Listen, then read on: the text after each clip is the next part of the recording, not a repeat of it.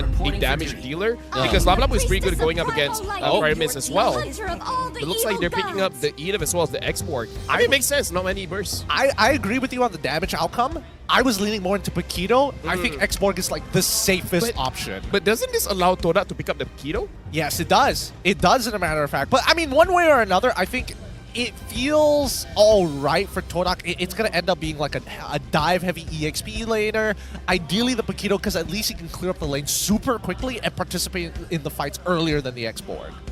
A lot of choices. The Lapu still can burst down this Export, so I feel like showing the Export early, like this Export can be the reason why you win or you lose, right? Like if he wins, this Grok as well as this Frederick's not going to do much. And like I said, the Lapu can still work well going up against this Export as well as the Vexana. So a lot of dive coming in from TODAK. It's going to be very difficult for KGE to respond to. Yep, it looks like the flavor of the month is going to be Lapu this time around. A more reliable way of getting into that backline, making sure that that anti-CC really doesn't, really going to do a lot of work. Let's see whether or not Momo is going to get to that point where he's like 1v4ing in that backline at level 6 or level 7. Momo's the kind of guy that would sacrifice himself, man. I'm just going to die. If I die, sure. You guys, make sure you clean up house. Well, this is going to be an important moment here for both these teams. Both pretty much drew first blood, taking a game themselves here. Both TODAK as well as King Empire looking to try and challenge themselves to the limit, to push themselves to continue their journey in the playoffs here as we are about to head into the land of the dawn. Now, best of 5 finally reset it into a best of 3. King Empire versus TODAK, game number 3 to decide who will advance further. Let's drop right into it. Back into the land of dawn we go for this third matchup. Let's see where their priorities are going to be, because once again, these gold laners have gotten to the finish line or close to the finish line, but it's really the EXP laners who've been getting them over that hurdle. Something to note is that Susujin, in terms of leashing time, the mid leash just for a little bit and then immediately go to lane because they don't want Zaim Senpai to have priority. So this is, I like the adaptation here. Is like Susujin is like, I'm good. I'm a boxy. I can clear my jungle very fast. You guys get to your lane, have a better positioning. Make sure you guys don't get bullied out by Zaim Senpai. Just that one micro decision is already making them look a little bit better when it comes to the lane. And they've already stolen the camp at the same time, right? I think that KGE are on the right warpath. They need to make sure that, for the most part, EXP, it's you don't really need to do much with it. You're an export, it's already pretty difficult to kill you, so now you just focus on clearing the mid and as well as the gold waves. Just make sure your presence is there. Make sure that TODAK don't get to walk around that area as comfortably as they should. Right now, Rafflesia looks like a little bit low. I like the attempt for TODAK as well as King Empire. One thing that we do have to bring up is that the EXP laners are more damage-oriented for this game, which I feel like for the flavor of this best of 5, TODAK going up against King Empire, having amazing EXP laners by both teams respectively, I think this is a good call. Get them on damage dealers, get them on heroes that can carry or at least disrupt the backline. I would have expected maybe even like a CC from the side of King Empire, right? To a certain degree, but I think that, you know, being more damage orientated and knowing King Empire, they like to play the numbers. They want to make sure that they are safe, but at the same time get high impact rewards when you are successful in these engagements. Speaking of which, let's see how this lane goes. Well, level 4 is going to be the priority from both sides. They are going to try and rush this here. Smooth Dato getting in first, Zaim Senpai Momo to follow. The collapse is about to happen as well. Turtle getting resetted here is trying to go for the fight beater. Going for the kite here. They're going to focus him down, but the Pyramis NetherRealm keeps him alive. Susujin finally gets the kill. Actually, it's going to be that takes first blood. Now Momo next to fall, and King Empire getting to Rafflesia, forced to get out. But that's going to be Turtle in the hands of King Empire unless Zaim Senpai, he's trying to make a play here. He's got the Ghostbusters. Nope. Not going to happen. Turtle in the hands of King Empire. Yep, Ghostbuster's not going to be enough there to beat out a Retribution, and more importantly so, the fact that Rafflesia didn't hit 4 on time, and Bitter still had enough HP to make it happen. Well, the pin on top, Shizo. How did that shatter not land? I know, right? It was just short. That's so sad. I also have to say, during the, before the turtle take, mistakes coming in from TODAK. Momo used his Brave Spider a little bit too early and then got crowd control by Neto, making it so that he doesn't get to the pit fast enough. At that point, I kind of feel like avoid Dato for now and try to go for the jungler. Well, Zyme Senpoi now getting harassed a little bit, but as of yet, he's going to be fine as King Empire finally winning the early game compared to the game number 2 here, as they are going to try to make it invade here. Rafflesia does scout this out. Do they want to try to force the issue? But seems like objective is going to be the way for King Empire as they set themselves up top. You saw that, you did, right? Yeah. All that effort just for one auto attack to steal away the camp. The freest camp, man. What? You know, no, I'm not gonna talk about it. Sutsujin is good with the 10s, he's not good with the single digits. If it's 1 or 2 HP off, he's like, hey man, it's not my fault. It's not my fault. But speaking of which, I do think that maybe TODAK had an angle there, right? On that very first turtle. Like, Momo could have flickered in with the stun, maybe get something out of Deto, trade, you know, Battle Spell for Battle Spell. Maybe that could have been the difference maker there. Let's have a look at the AI winning predictions. It's 66 to King Empire, 4 minutes into this game so far, with 16 seconds left on the clock before the next turtle spawns. I'd be more than happy to see a flicker engage coming out of either. Yeah, I mean, like, King Empire right now with 1.6k gold lead. It's a very sizable lead when it comes to the first 4 minutes of the game. TODAK, they can turn this around by having a good fight around the turtle with their kind of draft. I'm almost looking forward to more fights instead of focusing on the objective on the turtle. I think that would make the most amount of sense here. Smooth is pretty far ahead in his lane so far. Could be a little bit better. Zion's out. They're going to try and force a fight on Zion. Zion dropping down very low. Sutsujin getting blocked off from the rotations. Turtle completely resetted, but they do force out the toys persons on King Empire. As TODAK looking for the juggle. 1 level hit for Sutsujin. He's got the retreat. Momo looking for the flank here. Smooth still jiggling their way through. Witter now with the Feramis out coming in. Gary steals the turtle. Smooth pops the run away. Momo zoning the back lines. Finds a pick on Dato. Smooth now needs to get out. Momo thinking about the save, but the wall does not connect. And they will find Witter on the bottom side from Zyme Senpoi instead. Good wall charge coming in from Rafflesia to cancel out or stop Sutsujin from getting a retribution of his own. Still a little late. Those 2 seconds definitely mattered there. How about the rest of TODAK? Now that they've kind of like opened up the map a little bit more and cracked open the tier 1 down on the bot side of the map, we'll see whether or not they're just going to extend the laning phase, right? Because I feel like Shizo, for the longest of times, pretty dead lane against Sasa. I mean, Sasa, yes, is technically a wave ahead of him, but at the same time, you would have expected Roger to be more proactive or at least start the snowball to get a couple of kills. I know you're talking about the gold lane, but I gotta talk about what Momo has been doing.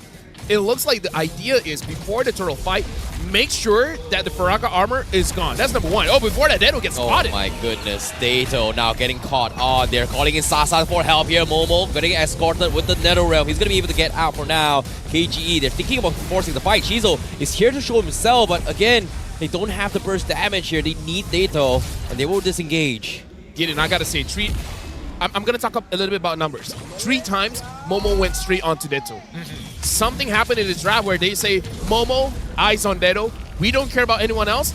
Don't let Dato play the game. Yep. I think it's just the intervals here, right? Like, Momo understands if he leaves lane, he wants to bring down that Faraga armor as much as he can from Smooth. Second objective, dive onto people who don't have much counterplay. And in this case, it's going to be Dato, right? He doesn't, unless he has his flicker off of cooldown, that's his only escape mechanic once the Bravest Fighter is out. The anti-CC makes his Fear and the Eternal Guard pretty useless. And right now we can see Momo arriving in lane, and TODAK, they're in prime position to actually start the turtle. Now TODAK has a little bit of a lead. 600, not a lot, but still pretty good coming into the 7 minutes here. Rafflesia is finding Victor. Victor needs a good engage here to give a good chance for King Empire to win this one. Oh, it's actually looking kind of good. Keep your eyes on Momo there. He's looking for Deto, and he's looking for that flank angle. So far, Smooth just melting down Rafflesia. Oh, it's going to be tough here. Gary now going for the taunt. Looking for the juggle. They're still waiting for the right moment to strike here. Turtle gets reset at Momo. Can't seem to find Dato yet. He hasn't really shown himself, but conceal play from Lacesia. Finally sees it, forces the flicker. Wall charge completely whiffing the mark now as the turtle about to drop the retreat threshold here. He's gonna get pulled back. Sutsujin looking for the retreat. Finally walks up, takes it out. Now NetherRealm has been expended. They're gonna try for the collapse. Gary can't seem to get the taunt, but they will focus down on Vitter from TODAK as they take 1 despite losing the turtle. Holy cow, Vitter exploded there. Didn't even get to see him use his ult effectively as well. That wild charge flicker from Revelation really making the difference here, but at the same time, the bleeding has begun. Shizo finds a trade in towers on the top side while mid lane gets taken out by Sasa. All in all, considering the amount of battle spells that was used, not too bad from King Empire, but not enough to take the lead. I'm a little bit worried about TODAK here. This game is quite even. And I feel like going up against Moskov is not really even, right? Like, even means Moskov is winning. 0-0-0. Sasa has been avoiding every single fight. He's just looking for minions. He's just looking for turrets. And right now, looking at the AI winning prediction, TODAK is there, but I don't know how long they're going to be there. Oh, now here comes the engage. You're dropping everything for Rafflesia. Nether Realm barely a pixel away. Is going to be in a little bit of trouble here as Senpai getting caught out. But he does have the 10 HP to sustain his way through, so he's going to be able to get out of there. King Empire finding the roamer as they try to translate a little bit more down bottom. And this is exactly the shape of the fight that they want, right? King Empire want to play a traditional front to back, but TODAK want to disrupt them and stretch them out as thin as possible to isolate people like Deto or maybe even Sasa to force them to do a super play of their own. 27 seconds left until the next neutral objective is up on the screen, and for the most part, King Empire, with a slight lead on their side, it's pretty much dead even here. I would say it's a big lead because this time Deto is winning in terms of farm against Senpai, which is a big difference compared to game number 2, Gideon. Very much so. But we did see Momo just purchase his next item, right? I'm like, so far, consistently we've seen Deto lose out on his battle spell because of Momo, and Momo just uses his ult. He's not even committing with a flicker even.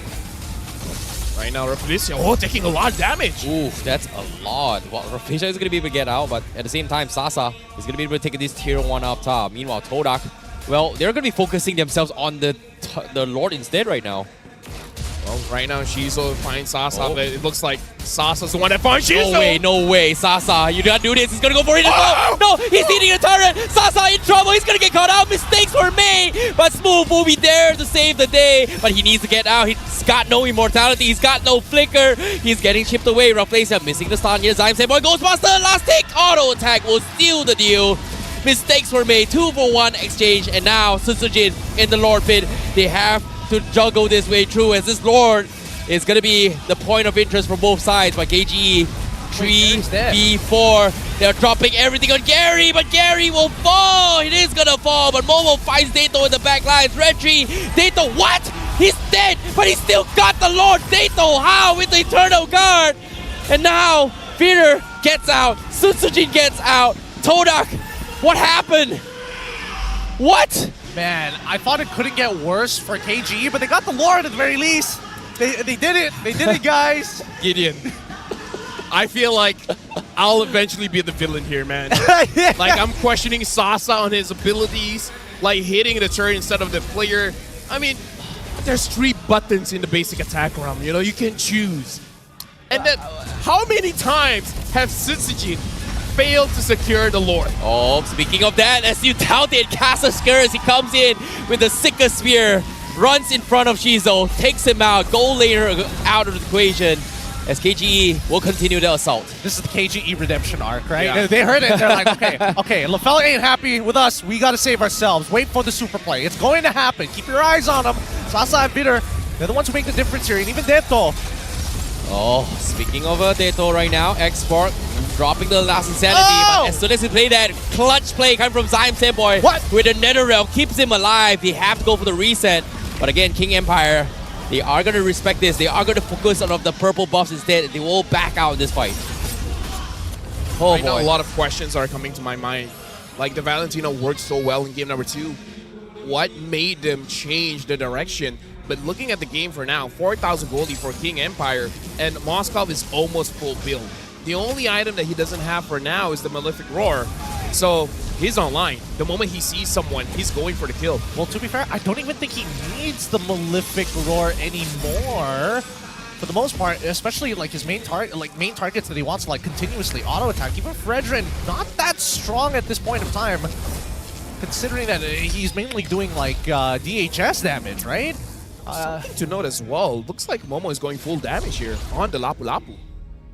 Usually we see Hunter Strike and then the defensive item, but no, he goes for a Hunter Strike into a Malefic Roar. and perhaps into a Sea Halberd. I think it's definitely going to be a Sea Halberd here. They need some kind of anti-heal. It just can't be one Dominance Ice to control it. And worse yet, it's on Reflecia. Most people aren't going to hit him, maybe by accident by Moskov.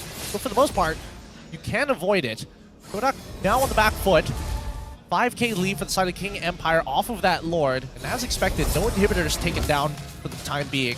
At least from TODAK's side, they have a bit of room to breathe, but they've got to simulate a situation for me where we see King Empire able to take out that backline. Because so far, it really just boils down to Sasa making the mistake. I would say is they don't have to because of how Moskov works.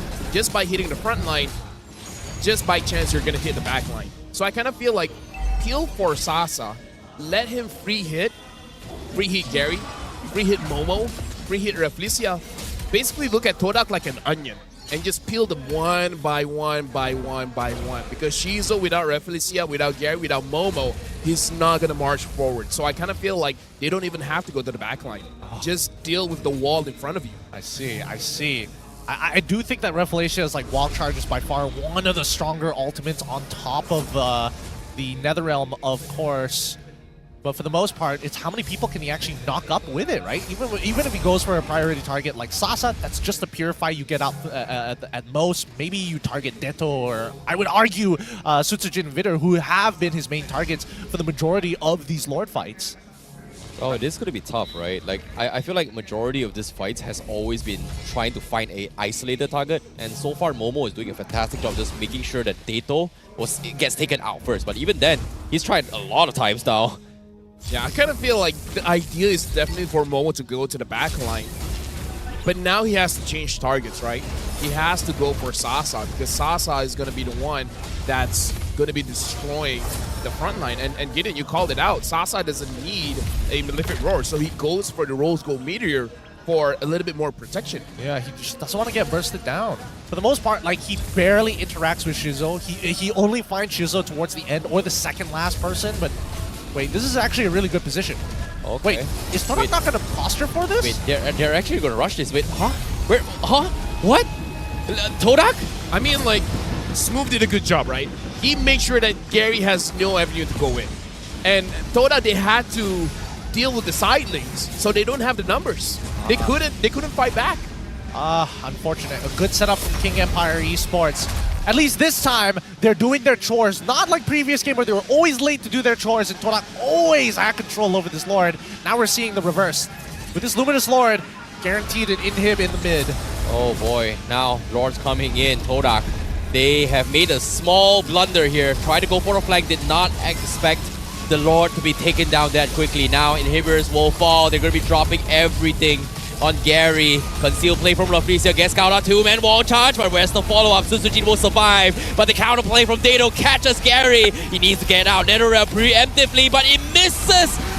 Misses Gary. He's gonna fall, and now KGE picks them all one by one as TODAK cannot defend. One blunder leading to another, and now KGE saves 2-1, baby. 2-1.